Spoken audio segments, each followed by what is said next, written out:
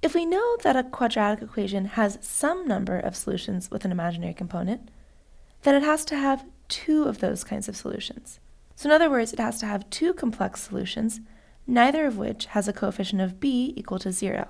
Let's look at the quadratic formula to think about why this is true. Now, the quadratic formula gives us solutions that are in this form. Let's write out the two solutions separately for the time being. Written out like this, we can see what may have seemed hidden to you a little bit before. The only difference between this solution and this one is that there's a plus here between the negative b and this part, and there's a minus here between the negative b and this part under the radical sign. Now, since we know the imaginary part of our solution has to come from this part with the radical, and will happen, of course, only if the discriminant under here is negative, that means that these signs that are opposite one another are separating the real component of either solution from its imaginary component.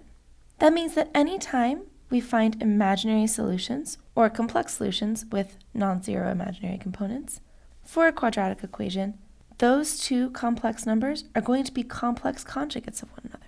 This is super powerful, super potent. We're going to continue to think about this concept through many of the coming lessons.